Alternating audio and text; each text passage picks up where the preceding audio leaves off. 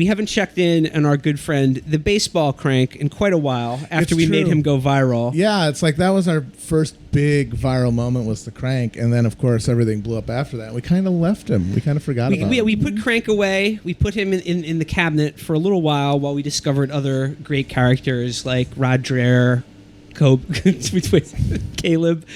Jacoby, Dennis Prager. Yeah, a big one. Rod Dreher. Yeah, Rod Dreher.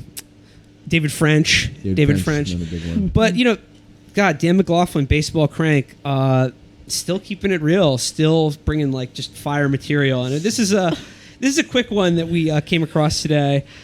Baseball crank tweeted this under the hashtag Throwback Thursday. That time my dad got a letter from Ronald Reagan. Oh, that's nice. That's sweet. The preface to this letter is this is like a clip from a book called The International Scene. It says, in 1976, the Ford administration helped broker negotiations between Rhodesian Prime Minister Ian Smith and black nationalists that ultimately led to Robert Mugabe becoming Prime Minister of the Independent Republic of Zimbabwe on April 18, 1980. By supporting the Geneva talks between the minority government and such nationalists as Robert Mugabe in Rhodesia, Reagan felt the United States was aiding the rise of an anti-American regime. Here's the letter. To Mr. James McLaughlin. Dear Mr. McLaughlin, I understand and share your anger and frustration on all the subjects you mentioned.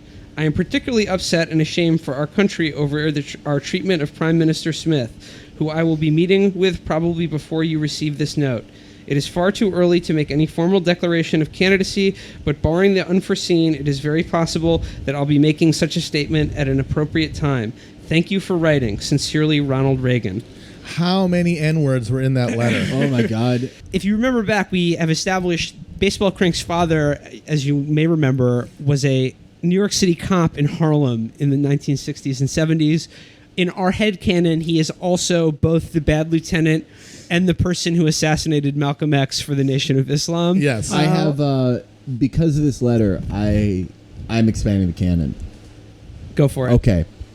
So, there is no Dan McLaughlin. He's just Dan the baseball crank, and he actually is an anthropomorphic baseball. And why is he that way? Because he comes from a long line of inbred Afrikaners who have genetic defects that make them look like baseball. So his dad was a baseball. His grandfather was a baseball. His dad was a rugby ball. But. And I just, so when I read that letter, I just read it in that cartoonish voice going, oh, it's not racist to know that the whites know what's best for all of them. White rule forever. Zip, zip, zappity now. But I remember when we were first talking about Baseball Crank's dad, we wanted to give, wanted it not to be too harsh to some guy's dad. He could have been like Serpico back then. Right. You don't know. Yeah. He could have been like Serpico in those days. They could have made a Sidney Lumet movie about Baseball Crank's father.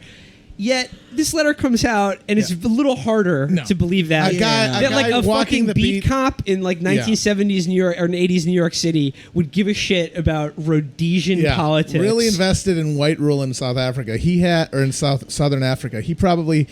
His entire car trunk was filled with throwdown pieces and baggies of heroin to drop on suspects. just light up. He probably wouldn't even get out of the car. He'd just shoot him from the front seat. That's actually why Baseball Crank hates Trump, is because his dad framed the Central Park Five, and Trump just blew it all with that huge ad. Yeah, he was like, my dad was so close to getting those children. So yeah, just always good to check in with our friend the B-Ball Crank. Yep, every now and again, but he's still doing well. Yep.